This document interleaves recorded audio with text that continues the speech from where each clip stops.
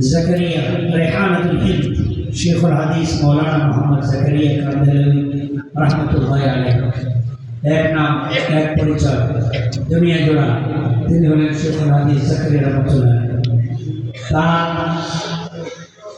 शागिर्द रशीद खास आदत एवं मुजाज खलीफा एवं तार फिक्रा तार सलूक व इहसानी গোটা দুনিয়া জোড়া যিনি আধ্যাত্মিক রাহবার হিসেবে মেহনত করেছেন তিনি হলেন শেখুল আরব আল আজম শেখুল হাদিস আল আল্লামা মৌলানা আব্দুল হাফিজ মক্কি নওয়াল্লাহু তাআলা।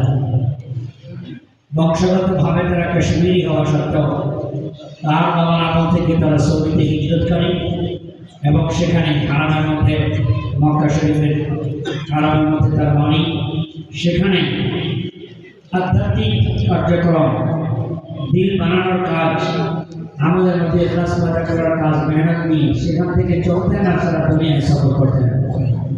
বাংলাদেশের সেই ধারাবাহিকতায় শেখুল আরব আল আজম হযরত মাওলানা আব্দুল হাফিজ মক্কি নওয়াল্লাহু আসতেন, বাংলাদেশে ইতিকাফ করেছেন, উলামায়ে কেরাম তার সান্নিধ্যে ইতিকাফ করেছেন। বাংলাদেশের ৩০-এর অধিক তার খলিফা ছিল, অনেকেই দুনিয়া থেকে চলে গেছে।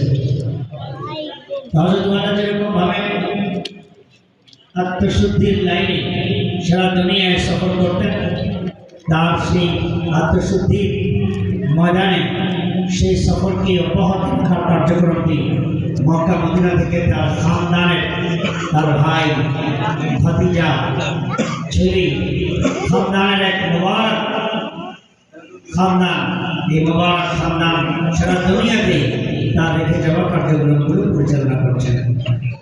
সেই সুবাদে প্রত্যেক বছর বাংলাদেশে আমাদের এই মক্কা এবং মদিনা থেকে মাশায়েখে কেরামের আগমন হয়।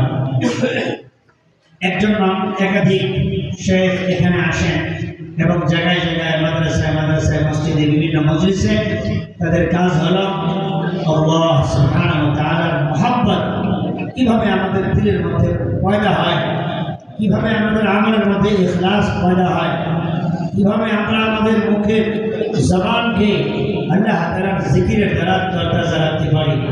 এই এক মেহনত নিয়ে এক লগন নিয়ে বস্তি বস্তি গ্রামে গ্রামে শহরে শহরে তারা ঘুরে বেড়াবে, এই এক মকসদ।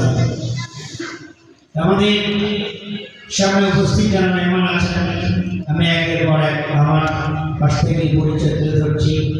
কাঙ্ক্ষিত মেহমান আমার পাশে বসা আছেন যিনি শেখুল আরব আল আজম হযরতুল আল্লামা শেখুল হাদিস মৌলানা আব্দুল হাফিজ মক্কি নওয়াল্লাহু তাআলা তার সাহেবজাদা তার খলিফা এবং মক্কার খানকা বর্তমান জিম্মাদার বলা যায় দ্বিতীয় একাধিক জিম্মাদার আছেন এবং সারা দুনিয়াতে ইসলাহি সফরগুলো যিনি করছেন হযরত মাওলানা শেখ ওমর বিন আব্দুল হাফিজ মক্কি দামাত বরকাতুহু আলাইহি।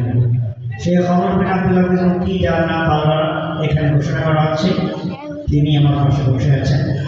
এর পাশে বসে আছেন হযরত শেখ আব্দুল হামিদ মক্কি রহমতুল্লাহ আলাইহি ভাই এবং তার খলিফা হযরত মাওলানা হাফেজ আব্দুল্লাহ মালিক আব্দুল হক আল মক্কি দামাত বরকাতুহু আলাইহি। এর পাশে বসে আছেন আমাদের শেখ মক্কি রহমতুল্লাহ আলাইহির ভাতিজা আরেক ভাইয়ের ছেলে যিনি অবস্থান করেন মদিনা মুনাওয়ারাতে শেখ মৌলানা আহমদ বিন মুবারক মাহফিলে আমাদের দারুন নাজাত আল ইসলামিয়া মাদ্রাসা থেকে যারা হাফেজ হয়েছে তাদেরকে সম্মাননা পাগড়ি এবং সম্মাননা ক্রেস্ট প্রদান করা হবে। আমাদের আরব মেহমান মক্কা মদিনার সেই পবিত্র ভূমির মেহমানগণ আমাদের হাফেজে কোরআনদের মাথায় পাগড়ি পরিয়ে দেবেন ইনশাআল্লাহ। এখন নাম ঘোষণা করছি। আমাদের দারুন নাজাত থেকে এবার 2 জন হাফেজ কোরআন হয়েছেন। প্রথমেই আমন্ত্রণ জানাচ্ছি পাগড়ি গ্রহণের জন্য এবং ক্রেস্ট গ্রহণের জন্য হাফেজ মানোয়ারুল ইসলাম সাজিদ, পিতা মোহাম্মদ সিরাজুল ইসলাম, থানা জেলা সদর জামালপুর, জেলা জামালপুর। পাগড়ি গ্রহণের জন্য আমন্ত্রণ জানাচ্ছি মানোয়ারুল ইসলাম সাজিদ এবং সম্মাননা ক্রেস্ট গ্রহণ করবেন। সাথে সাথে আল্লাহ তাআলা আরব মেহমান বিদেশি মেহমান মক্কা এবং সেই পবিত্র আল মদিনাতুল মুনাওয়ারা এর মেহমানদের মাধ্যমে যেন আল্লাহ